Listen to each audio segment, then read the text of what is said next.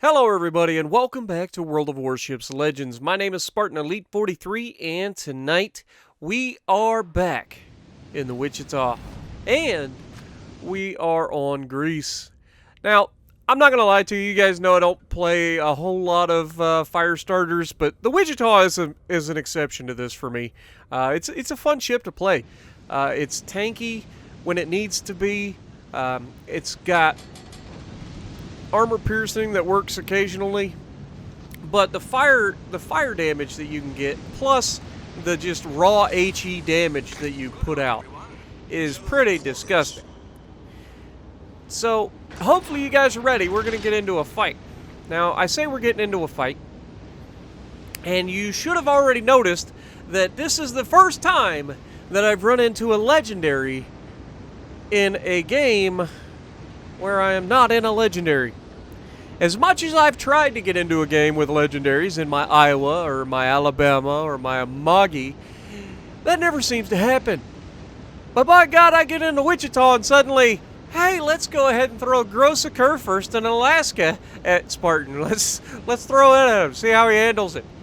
But if you're ever going to need to be in a ship that isn't a battleship and isn't the Bolty, might as well be the Wichita.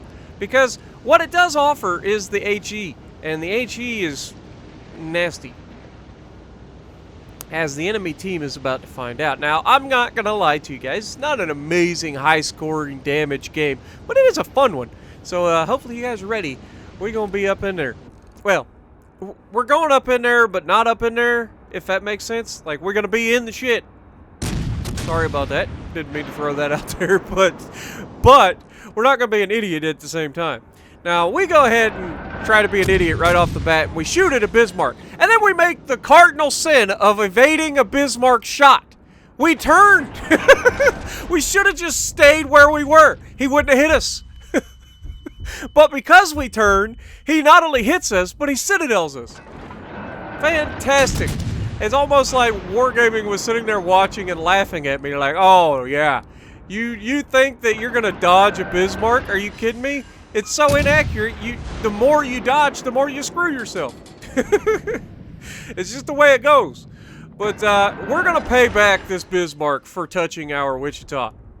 So, yeah, he's not going to have a good day. And we're not the only one touching him. You may have noticed that we are not alone on this side.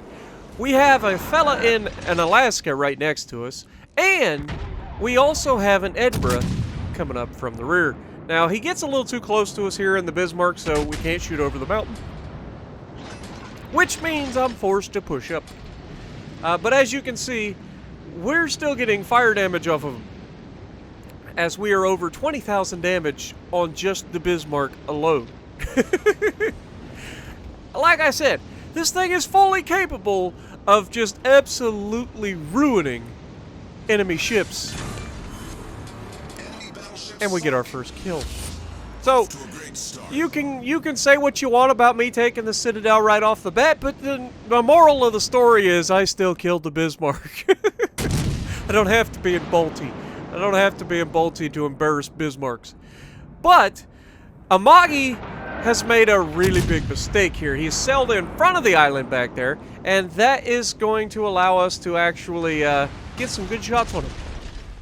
And then, after we just got obliterated for the second time in this match, notice the Alaska on the enemy team is right in front of us as well, a friendly Edinburgh decides, you know what, let's throw the smoke out there, and we get to enjoy a smoke screen in Wichita.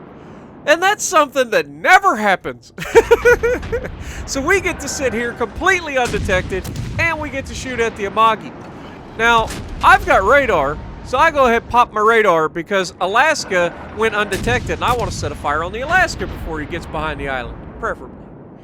You can see Alaska doing his darndest to spot us too, but honestly I don't know why he did that, because he's not doing anything to help his team here by spotting us. He just wasted a radar. So, more power to you. Maybe, no, because the Alaska's the guy that's the furthest back right now, which makes perfect sense, right? The Alaska on our team is the one that's behind the Edinburgh and the Wichita. I don't get it either.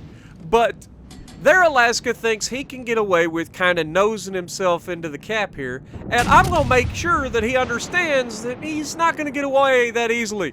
We're going to go ahead and keep resetting the base using him, and maybe get a fire here. If we can get a fire on the nose, no. But we did reset the base, which is going to make him rethink his strategy. Now, because we're in a smoke screen, we can't spot anything without our radar running.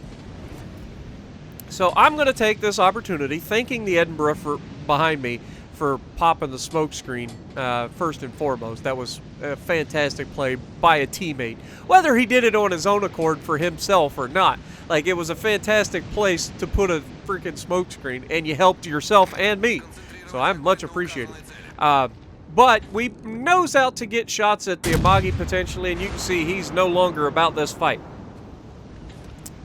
So, yeah, he's kind of way out there. But he's going extremely slow. So, like, he's really, really still on point for trying to get me off this map. And this ain't going to be the last time me and him get into a fight. He wants me. He wants me bad. Apparently, he didn't like me burning him for half his health, or a third of his health. But you can see, as a cruiser player, it's not that difficult to dodge incoming rounds when they're at this kind of range, because all you have to do is very small adjustments. If you're stationary, they're going to shoot at you, and you just throw it in reverse and move out the way. Or if you're reversing, you just throw it in forwards and speed up, and you'll slow down enough to avoid shells. You don't always have to dodge left or right like I did against the Bismarck. And oftentimes, it's not advisable. Now, Alaska gets ready to pop out broadside on, and I'm like, oh, well, if he's going to give me the opportunity, god darn it, Amagi, leave me alone! If he's going to give me the opportunity, I'm going to take it. And then he starts nosing in, and that opportunity for even our weak armor piercing is just gone. It's like, nope, back to high explosive it is. It's all right, though, because, like I said, our high explosive is very, very good. And we get 1,800 raw damage, and Edinburgh gets the torpedo kill on him. So, well done, Edinburgh, once again, coming in clutch there. Not only with the smoke, but with the torps, because Alaska doesn't get torps, I don't get torps. That fight would have gone on a lot longer had it, well, a little longer anyway, because I'm not the only one spamming HE at him either. I'm pretty sure the Alaska was as well. And that's the way you got to get rid of these fire spamming, like the heavy cruisers that fire spam. Unless, of course, you talk about the Japanese, because you can just citadel them to pieces very quickly in a battleship. But if you're in a battleship that doesn't have 16-inch guns or larger, and you're up against a cruiser like the Wichita, like the Baltimore, like the Alaska, that is fully capable of tanking everything up to 16 inches, then you have to learn to switch your ammo type.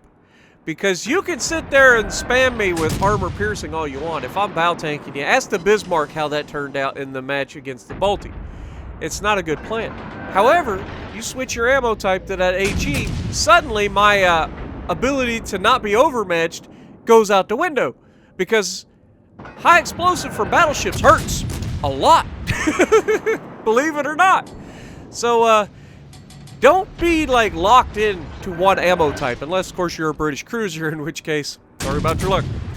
But everybody else has the opportunity to fire AP or HE.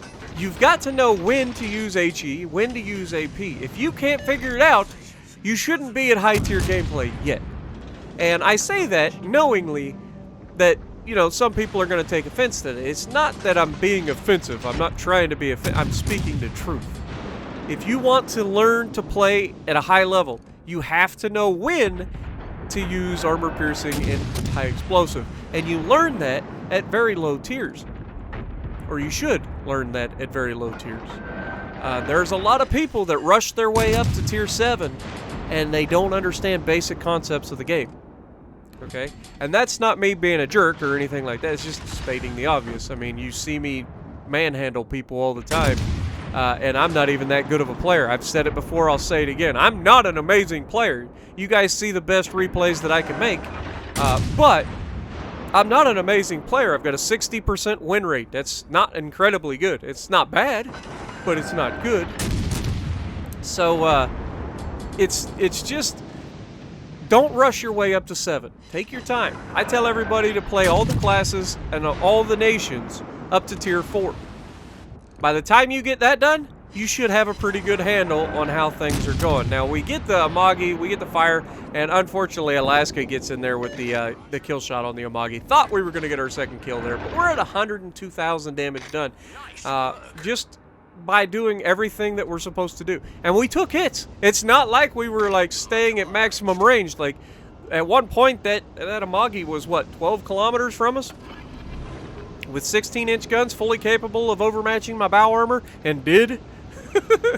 So it's just, we had a couple teammates with it. Now the battleship that's behind me, we won't talk about him. I don't know what he was doing this entire time. But at least from the cruiser's standpoint, that Alaska did his job. The Edinburgh was a godsend. I salute you, Edinburgh. Appreciate you. Not only did you hit the torpedoes on the Alaska, which was amazing, but you also put out the smoke screen, which was perfect for you, I know, and also for me at the same time. So much appreciated. You get the best teammate award this time. So yeah, Lightning out here.